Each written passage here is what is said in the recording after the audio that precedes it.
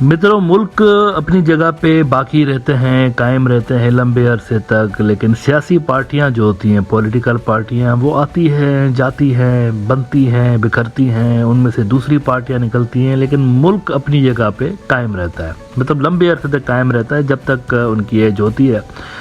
सियासी पार्टियों से बड़ी एज रखते हैं मुल्क।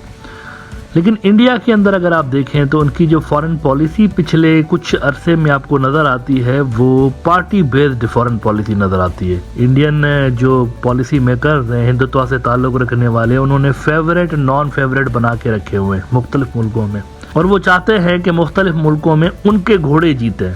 उन्होंने एक घोड़ों वाला हिसाब किताब रखा हुआ है। मुख्तलिफ मुल्कों के अंदर उन्होंने सियासी जो सर्किल है उसको डिवाइड करके और नंबरिंग की हुई है कि ये जो पार्टी है ये हमारे लिए अच्छी है, इसको जीतना चाहिए, वो जो पार्टी है वो हमारे लिए बुरी है, उसको हारना चाहिए।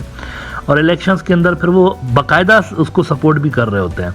अलबत्ता this policy is not working, this is clearly not working for India. लेकिन पता नहीं क्यों उस पर लगे हुए हैं। अफ़गानिस्तान का मिसाल अक्सर मैं देता रहता हूँ। उन्होंने फेवरेट बनाया हुआ था वहाँ अशरफ गनी को, और उनको लग रहा था कि ये पॉलिसी काम करेगी और अशरफ गनी लंबे अरसे तक वहाँ पर रहेंगे। आखिर तक वो अशरफ गनी को सपोर्ट देते रहे थे, लेकिन जब मामला बिल्कुल हाथ से निकल गया तब जाके उन्होंने अशरफ गनी की जान छोड़ी। अच्छा, अफ़गान तालिबान से जब अमेरिका के टॉक्स चल रहे थे ना, उस वक्त ये भी लग जाते लाइन में ना, क्या मसला था। इनको भी चाहिए था कि अपने डिप्लोमेटिक टाइज या कम से कम वर्किंग रिलेशंस तो कायम रखते तालिबान के साथ। अब देखें, सूरत हाल तो ये है कि ढंग का कोई काउंसुलेट, कोई एम्बेसी नहीं है वहाँ पे अफ़गानिस्तान की इंडिया के अंदर, कोई ताल्लुक़ नहीं दोनों के दरमियान। फिर आपको यही मिस्टेक सेम श्रीलंका में नज़र आई, वहाँ पे राजा पक्सास के पीछे लगे रहे आखिर तक। यही मिस्टेक आपको मालदीव के अंदर नज़र आई। इन्होंने फेवरेट बना लिया था इब्राहिम सालेह को। अब वहाँ पर क्या हुआ है, रिसेंट डेवलपमेंट आपको बताता हूँ कि हुआ क्या है। पिछले 24-48 घंटों की डेवलपमेंट है, बहुत बड़ी डेवलपमेंट। वहाँ इन्होंने इब्राहिम सालेह को फेवरेट कैंडिडेट डिक्लेयर किया हुआ था ना, ये जीते तो अच्छा है हमारे लिए। इनको चाहिए था कि वो अब्दुल्ला यामीन, अब्दुल कय्यूम वालों के साथ, मोइज़ वालों के साथ भी वर्किंग रिलेशंस तो रखते हैं ना कम से कम। वो इन्होंने रखे ही नहीं, सारे अंडे डाल दिए थे एक ही टोकरी में। अब हुआ ये है वहाँ पे कि इंडियन जो नेवी है, उन्होंने कोई इनको जहाज़ गिफ्ट किया हुआ था मालदीव वालों को अपना। वो मालदीव ने रिटर्न कर दिया इनको, और रिटर्न करने के बाद वही जहाज़ सेम जो है इंडियन नेवी दोबारा अपने अंदर इंडक्ट कर लेगी। 22 साल पुराना जहाज़ था, दोबारा इंडक्ट कर लेगी और अपनी सर्विस में यूज़ करेगी दोबारा से। वो गिफ्ट उनको दिया था, गिफ्ट रिटर्न हो गया, बल्कि मामला इससे कहीं आगे चला गया है। मोइज़ के आने के बाद 2019 में मोदी गया था वहाँ पे मालदीव, और बड़ा सक्सेसफुल विजिट कहा जा रहा था इसको। मोदी का बड़ा सक्सेसफुल विजिट है।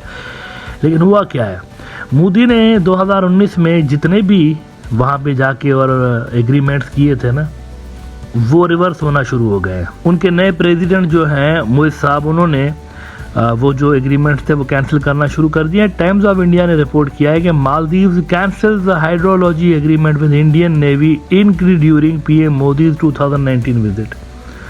वो जो मुआहदे थे वो ही कैंसिल हो रहे हैं। मतलब उल्टा हो रहा है सारा का सारा काम। इंडिया चाह रहा था कि इन्फ्लुएंस बने, सारा कुछ वो रिवर्स हो रहा है। उसको खदेड़ खदेड़ के इंडिया की जो इन्फ्लुएंस है उसको वहाँ से उतारा जा रहा है। अच्छा, यही मिस्टेक उन्होंने वहाँ रिपीट की थी नेपाल के अंदर भी। कांग्रेस पार्टी जो नेपाल की है, शेर बहादुर दीवा वाली, उनको ये सपोर्ट करते रहे आखिर तक। हालांकि इनको चाहिए था कि केपी ओली शर्मा वाले और दीगर जो कम्युनिस्ट हैं उनके साथ भी ये इक्वल टाइज रखें, बेहतर टाइज रखें, तो वो उन्होंने किया नहीं था। एज अ रिजल्ट चाइना को वहाँ पे स्पेस मिला। भूटान का मामला डिफरेंट है, वहाँ पर किंगडम है, लेकिन वहाँ पर भी इनका इन्फ्लुएंस रिसेंटली डाउन हुआ है। बांग्लादेश के अंदर मैं ख़ास तौर पर बात करना चाहूँगा।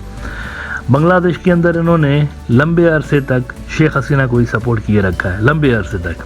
बल्कि मैं यूँ कहूँ अगर कि 1971 से लेकर आज तक इन्होंने अवामी लीग को ही सपोर्ट किया है तो गलत नहीं होगा, एक ही पार्टी को उन्होंने। और वो ये समझते रहे हैं कि अगर ये उतरेंगे पावर से तो हमारा क्या होगा। This is a wrong approach actually, ये गलत अप्रोच है। इनको ऐसा नहीं करना चाहिए था, पॉलिटिकल सिस्टम को ऑन करना चाहिए था बजाय किसी एक पार्टी के। लेकिन इन्होंने किया हुआ है। अब इलेक्शंस वहाँ पर आ रहे हैं, हालांकि इलेक्शंस के अंदर बीएनपी नहीं है, बैकआउट कर दिया उन्होंने, लेकिन अफरा तफरी तो मचेगी। और वहाँ पर इलेक्शंस के बाद मुजाहरे, हड़तालें, ये सारा कुछ होगा। 11,000 लोग सितंबर से लेके अब तक अरेस्ट किए जा चुके हैं। 11,000 लोग, बहुत भारी भरकम तादाद में क्रैकडाउन हो रहा है। अब इस तरह के इलेक्शंस की दुनिया में क्या वर्थ रहेगी, कौन इसको एक्सेप्ट करेगा, वो तो देखते हैं। लेकिन इंडिया परेशान है और चाइनीज़ रिलैक्स बैठे हुए हैं बड़े, क्योंकि उनकी पॉलिसीज डिफरेंट तरीके की होती है ना, वो सारे स्टेक होल्डर्स के साथ कांटेक्ट में होते हैं, राब्ते में होते हैं। बाय द वे, एक बड़ी खबर आपको बता देता हूँ इस रीजन के हवाले से ही, ये जो म्यांमार की मिलिट्री जनता है, इनके दरमियान और ये जो आंग सान सू की वाले हैं, वो जो ट्रेडिशनली इंडिया के करीब समझे जाते थे, इनके दरमियान नॉर्मलाइजेशन की कोशिशें हो रही हैं। चाइना घरवा रहा है, दोनों जो है वो बातचीत, वो बैकग्राउंड में बहुत कुछ चल रहा है। अचानक से आपको खबर सुनने को मिल सकती है कि ये जो है दोनों जो पार्टीज़ हैं किसी बात पे एग्री हो गए हैं और वहाँ पर मार कुटाई जो है वो बंद हो गई है। उस पर भी नज़र रखिएगा, बहुत एग्रेसिव डिप्लोमेसी वहाँ पे देखने को मिल रही है, ये कॉन्फ्लिक्ट ख़त्म करवाने के हवाले से, मिलिट्री जनता और सियासतदानों के दरमियान जो लड़ाई है। बांग्लादेश के अंदर सूरत हाल ये है कि इंडिया चाहता है डेस्परेटली कि वहाँ पर ये आ जाए शेख हसीना वाले, और उनकी जो फॉरेन पॉलिसी है वो टिकी हुई है सिर्फ एक पार्टी के ऊपर। अब जियो पॉलिटिक्स में मित्रों कुछ कहा नहीं जा सकता, यहाँ पे दुनिया में ऐसा होता है, देखते ही देखते सूरत हाल तब्दील होती है, रात से दिन हो जाता है, दिन में रात हो जाता है। मतलब जो आलमी सूरत हाल होती है ना, वो असल में सबसे बड़ा रोल प्ले कर रही होती है डोमेस्टिक पॉलिटिक्स के ऊपर भी।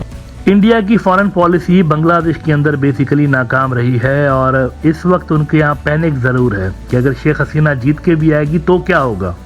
उनके बहुत सारे एक्सपर्ट्स ये समझ रहे हैं कि ये टेम्पररी हमारे पास एक, वो कहते हैं ना, जब सैलाब आता है तो आप टेम्पररी किसी जगह पे बंद बांध दें और आप समझ रहे हो कि ये हमें प्रोटेक्ट करता रहेगा, लेकिन जो कच्चे बंद होते हैं, टेम्पररी बंद, उनका कोई मतलब सर्टेनिटी नहीं होती उनके लिए। तो यहाँ पर भी एक कच्चा बैरियर उन्होंने लगा के रखा हुआ, ये कभी भी टूट सकता है, क्योंकि आलमी जो माहिरीन हैं, आलमी जो न्यूज़ आउटलेट्स हैं, वो कह रहे हैं कि अवामी लीग के होते हुए भी इंडिया की जो पोजीशन ग्रेजुअली डिक्लाइन हो रही है, उसकी डिक्लाइन का सिलसिला जारी रहेगा। अच्छा, इंडिया एंक्शस है जबकि चाइनीज़ रिलैक्स हैं इलेक्शंस के हवाले से। इस पे साउथ चाइना मॉर्निंग पोस्ट ने रिपोर्ट किया है कि India anxious for status quo in Bangladesh elections as China holds advantageous position regardless of outcome. कोई भी जीते, चाइनीज कह रहे हैं कि we are okay with that, कोई भी जीत के आ जाए कोई फर्क नहीं पड़ता। और इसकी बहुत बड़ी वजह है, वो कहते हैं in the neighbourhood Bangladesh remains the only nation.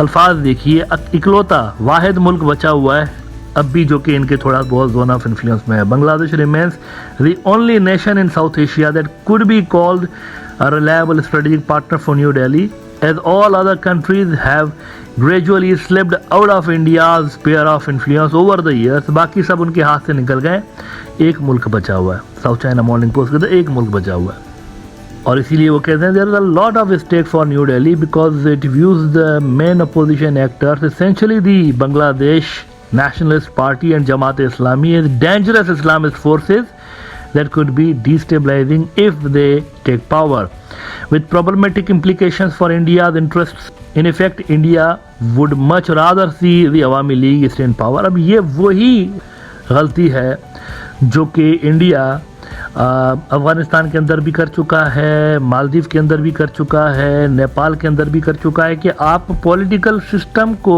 देखते हुए पॉलिसीज डिज़ाइन नहीं कर रहे, बल्कि किसी एक पार्टी को देख के अपनी पॉलिसीज डिज़ाइन कर रहे हैं। पार्टी गई तो आप भी गए, कुछ ऐसा हिसाब आपका यहाँ पर भी बना हुआ है।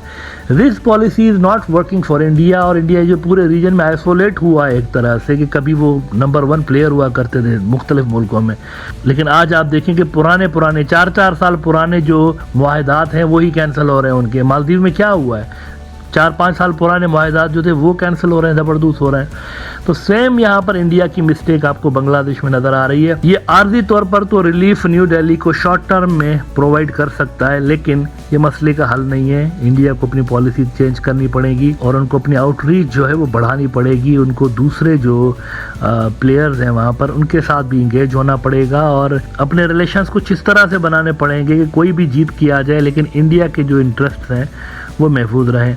अदरवाइज़ उनके लिए यहाँ पर आगे चल के, आज नहीं तो कल नहीं तो 2 साल के बाद वही चीज़ें रिपीट होंगी जो उनके साथ अफ़गानिस्तान में हो चुका है, मालदीव में हो चुका है और नेपाल के अंदर हो चुका है और भूटान के अंदर हो रहा है इस वक्त।